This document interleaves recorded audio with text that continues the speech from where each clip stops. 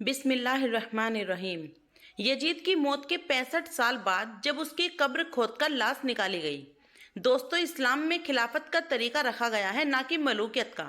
خلافت کا مطلب ہوتا ہے کہ ایک بادشاہ کی وفات کے بعد مسلمان جسے مناسب سمجھیں اسے اپنا اگلا بادشاہ بنا لیں، اور ملوکیت کا مطلب ہوتا ہے کہ ایک بادشاہ اپنی وفات سے پہلے اپنے ہی لڑکے کو اگلا بادشاہ بنا دے۔ اسلامی تاریخ میں اس چیز کی شروعات یزید کی حکومت سے ہوئی، اور یزید نے بھی اپنی زندگی میں اپنے ہی لڑکے معاویہ کو اگلا بادشاہ بنا دیا تھا۔ یزید نے اپنے بیٹے معاویہ کو خاص کر کے ایسی تربیت دی کہ وہ اگلا بادشاہ بننے کے لائق بن سکے۔ اسی لیے جب معاویہ پڑھنے لکھنے کی عمر کو پہنچا تو یزید نے اس وقت کے سب سے مشہور عالم حضرت عمرو المقصوص کو اپنے محل بلوا کر اپنے بیٹے معاویہ کو اس کے حوالے کر دیا۔ وہ عالم حضور صلی اللہ علیہ وسلم اور آپ کے گھر والوں سے بہت محبت کرتے تھے، اور یزید کے ظلم و ستم کی وجہ سے اس سے بہت نفرت کرتے تھے، لیکن یزید کو اس بات کی کوئی خبر نہیں تھی۔ جب یزید نے اپنے بیٹے معاویہ کو ان بڑے عالموں کے حوالے کر دیا تو انہوں نے یزید کے بیٹے پر خاص طور سے دھیان دیا اور اس کو قرآن حدیث کی تعلیم کے ساتھ ساتھ اہل بیت سے محبت کرنا سکھایا۔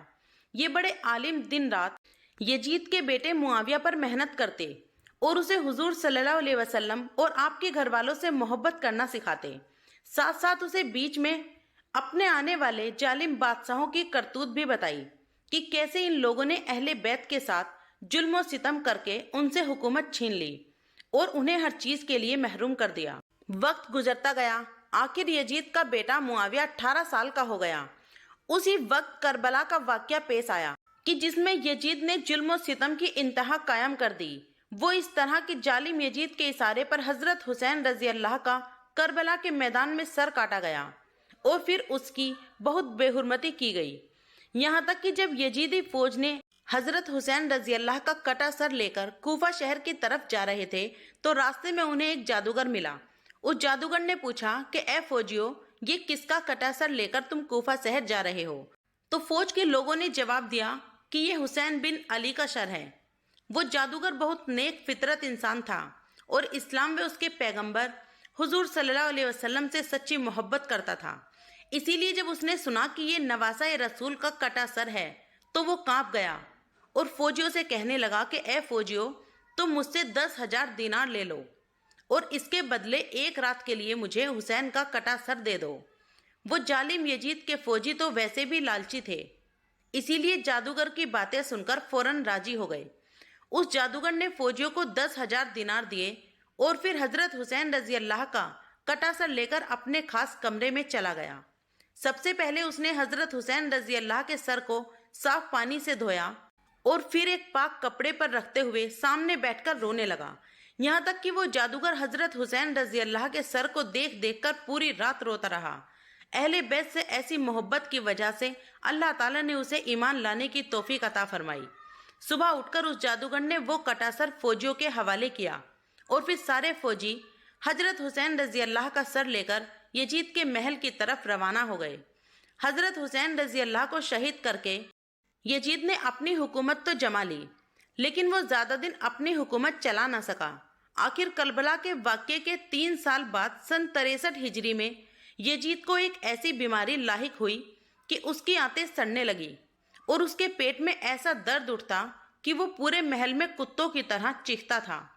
جب یزید کو اپنی موت قریب نظر آنے لگی تو ایک دن اس نے اپنے بیٹے معاویہ کو پاس بلاتے ہوئے کہا کہ اے بیٹے، آج سے میں تمہیں اپنی حکومت کا بادشاہ بناتا ہوں۔ یہ سن کر بیٹے معاویہ نے جواب دیا کہ لعنت ہے ایسی حکومت پر جو اہل بیت کے سر کاٹ کر بنائی گئی ہو، اور لعنت ہے ایسی حکومت پر جو نبی کے گھر والوں کو زہر دے کر قائم کی گئی ہو۔ میں تو چاہتا ہوں کہ یہ حکومت حضرت زین العابدین کو سونپ دی جائے۔ بیٹے کا ایسا جواب سن کر یزید کے تو ہوش اڑ گئے، لیکن اتفاق کی اسی دن شام کو اس کی موت ہو گئی اور وہ اس دنیا سے جلت کے ساتھ چلا گیا۔ باپ کی موت کے بعد وزیروں کے بہت زیادہ کہنے پر یزید کے بیٹے معاویہ نے 40 دنوں کے لیے حکومت کی باغ ڈور سنبھالی، اور ان دنوں میں اس نے اپنے خاندان والوں کے ان کرتوتوں کو بہت گہرائی سے جائزہ لیا کہ جس میں انہوں نے اہل بیت کے خلاف بڑی بڑی سازشیں کر کے انہیں شہید کر دیا تھا۔ آخر 40 دنوں بعد یزید کے بیٹے معاویہ نے سبھی वजीरों को मस्जिद में जमा करके आम ऐलान किया कि आज से मैं हुकूमत से दस्तबरदार होता हूँ, क्योंकि मैं ऐसी जालिम हुकूमत के तख्त पर बैठते हुए अल्लाह से डरता हूँ कि कहीं अल्लाह मुझे क़यामत के दिन लोगों के सामने रुसवा न कर दे। यजीद के बेटे मुआविया की ऐसी बातें सुनकर सभी हैरान रह गए और फिर बहुत कोशिश की कि किसी तरह मुआविया हुकूमत को अपने हाथ में ले ले, लेकिन वो इस बात के लिए बिल्कुल राजी नहीं था। आखिर मजबूर होकर लोगों ने मरवान बिन हकम को अपना बादशाह बना लिया। मरवान जैसे ही बादशाह बना तो उसने सबसे पहले मुआविया के उस्ताद हजरत अम्र अल मकसूस को अपने दरबार में बुलाकर उन्हें बहुत सख्त सजा दी और कहने लगा कि तुम्हारी वजह से यजीद का बेटा मुआविया हम लोगों का दुश्मन बना है और उसने हुकूमत छोड़ी है, इसीलिए अब तुम्हें ऐसी सजा दी जाएगी कि दुनिया याद रखेगी। इतना कहकर मरवान ने कब्रिस्तान में एक गड्ढा खुदवाया और फिर उस उस्ताद को जिंदा ही उस गड्ढे में दफन कर दिया। वो बेचारे अंदर ही अंदर तड़प तड़प कर शहीद हो गए। जमाना गुजरता गया और बनु उमैया की हुकूमत कमज़ोर पड़ने लगी। आखिर 132 हिजरी में हुकूमत पूरी तरह ख़त्म हो गई और फिर बनु अब्बास की हुकूमत आई।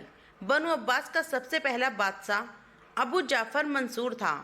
अबू जाफ़र जैसे ही बादशाहत के तख्त पर बैठा तो उसने बनु उमैया से अपनी दुश्मनी निकालने के लिए हुक्म दिया कि यजीद की कब्र को खुदवाया जाए और उसकी लाश को लोगों के सामने इबरत के तौर पर पेश किया जाए।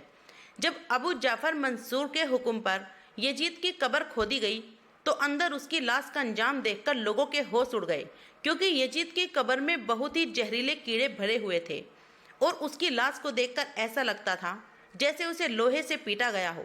आखिर बादशाह के हुक्म पर यजीद की लाश कब्र से निकाली गई और फिर उसे इबरत के लिए सूली पर लटका दिया गया। अबू जाफ़र मंसूर ने लोगों में खड़े होकर आम ऐलान किया कि ऐ लोगों, देख लो, जो भी अहले बैत के साथ बुरा सलूक करेगा उसका ऐसा ही बुरा अंजाम होगा। दोस्तों, आज की छोटी सी वीडियो आपको कैसी लगी कमेंट करके जरूर बताइएगा। वीडियो पसंद आए तो वीडियो को लाइक शेयर कमेंट और चैनल को सब्सक्राइब करना। वीडियो पूरा देखने के लिए बहुत बहुत शुक्रिया। अस्सलामु अलैकुम।